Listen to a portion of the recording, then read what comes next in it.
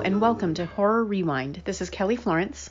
And this is Campbell Florence. And Meg will be joining us at the end of the episode. And today we're talking about the 5th episode of The Twilight Zone called The Wunderkind. So this is an episode all about this 11-year-old boy running for president. John Cho plays Raph Hanks, and he's this campaign manager who has sort of a bad experience because the polls showed that his candidate was supposed to win and then didn't. And it was giving me some PTSD from election night a couple years ago when people thought Hillary was going to win, but then Trump won. Yeah. And then also I appreciated there was a little nod to whitewashing in Hollywood, how a lot of Asian roles go to white actors, and John Cho commented, he's like, I want Justin Timberlake to play me in a movie, which I thought was a nice little nod. Also, I thought it was ironic. We got up early and watched this before school this morning, and when we woke up to the announcement of Joe Biden announcing that he's running for president, and then, of course, this episode was all about this kid announcing that he's running for president. Yeah. An interesting line in the show, John Cho says, everybody wins, nobody gets hurt. This is the American dream. I thought that was really, obviously that's not true, but that's the perspective he was coming from, and it did not work out that way because a spoiled child in charge, everyone was afraid to say something, and it's all of these parallels to, politics and our own government, and do we let people do what they want because we fear, them coming back and firing us or saying something, to us or about us, and what is the right thing to do? Well, obviously the right thing to do would be to stand up for what's right, but in the Twilight Zone, it doesn't work out that way. What are your thoughts on the episode? It was a really good episode. I really liked it because it had to do with politics, and I'm really into politics. Some of the things on his platform, he was saying free video games for everyone, which, we were saying, yeah, that sounds good, but they were trying to say the logistics of this are not great. He lost me at less Star Wars movies because, I love Star Wars. Me too. I'm not voting for you anymore. But, he was saying, they were saying good, he's saying good things, and he's connecting with people.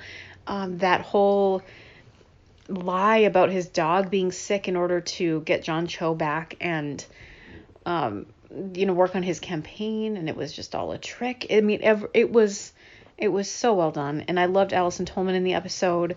She was great, and seeing this kid and how he's treating his parents and how he's acting, filming the music video and everything. I think, that it probably speaks to how easy it is to get sucked into celebrity or fame and just sort of go along with what this person wants.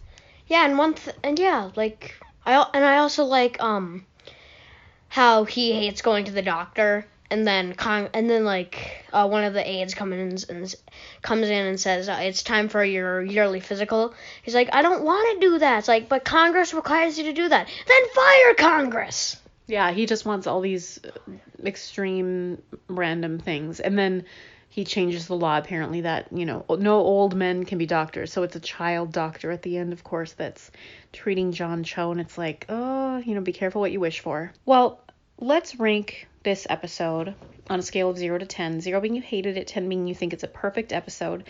What should our scale be?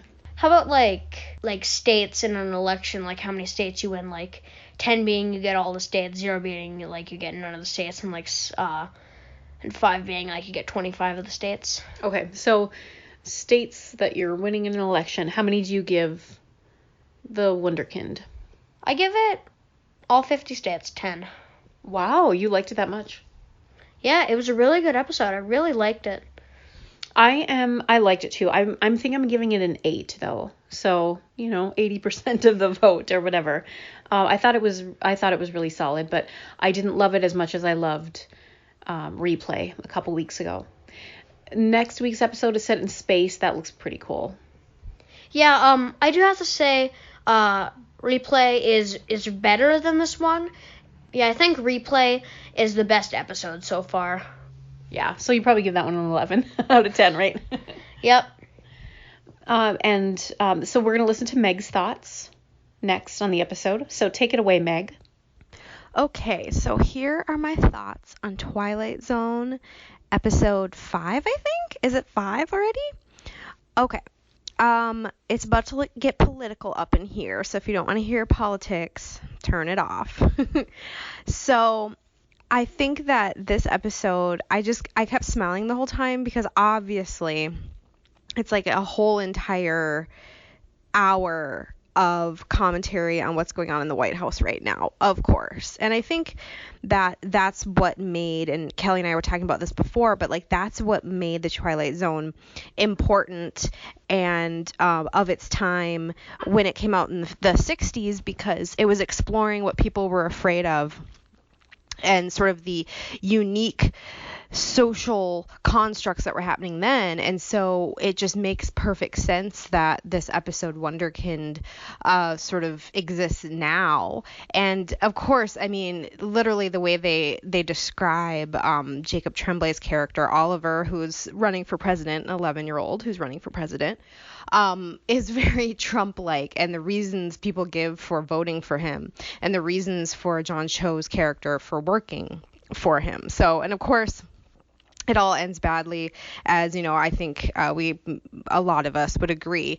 It is now in the White House. So I think it was very much a sort of tale of what is real now, and it's scary because it's true in a way. I mean, it seems so out of like reality and so far away of what could happen, an 11-year-old becoming president, but at the same time does it. So I think they did a really good job of that, and I really like how they told the tale, the way they did it. It reminded me the story structure of the episode To Serve Man, which of course is a really popular, important episode of the original series.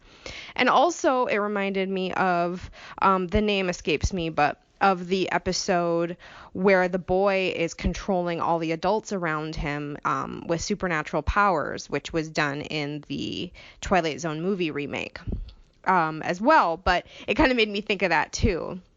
But I like this idea sort of that John Cho was like a wunderkind, and he wanted to like, you know, continue down that path, and he kind of felt like there was this like onus on him to be great. And so I can understand. I remember when like I went through this like phase in my early 20s where I felt like I wasn't going to accomplish anything because Mary Shelley wrote Frankenstein when she was 19, and if she can do that, then like what is even the point? So this whole idea of prodigy child or wunderkind, I think it's an interesting thing to explore. And obviously Oliver, really, he's just an 11-year-old kid, right? And of course there's that great twist at the end. We know something bad's happening. We know where this train is headed, but it did kind of make me laugh. They kind of planted the thing about the doctor a couple times, but that was really funny, actually. Funny, but also disturbing. I love Alison Tolman. I think my only complaint about this episode is that I felt like maybe she was underused a little bit. She's just so talented, and I felt like she was just kind of his sounding board, and I don't know, I would have liked to see her maybe have an opportunity to do a little bit more. But otherwise I really liked it. I thought that it was kind of in the vein of some original episodes where it's sort of a cautionary tale, and I think a lot of them are. And obviously I loved the Trump bashing. It was great. So I'm gonna give it 8.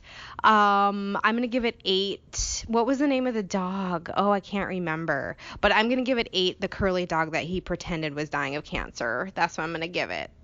All right, I'm gonna go now, and I'm excited to hear what you all think about it. All right, and we are not going to give you any spoilers, but we just got back from seeing the new Avengers movie. No spoilers, as I mentioned, but definitely go see it. You know, we somehow miraculously didn't have to go out and use the bathroom at all, and with previews, it ended up being like 3.5 hours long, but we both lasted the whole time. Yeah, we did.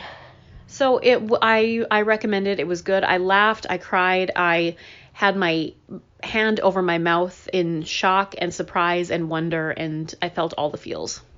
Yeah, me too. So let us know your thoughts on this week's episode of Twilight Zone or on the Avengers if you saw it. And until next time, we'll see you in the horror section. See you in the horror section.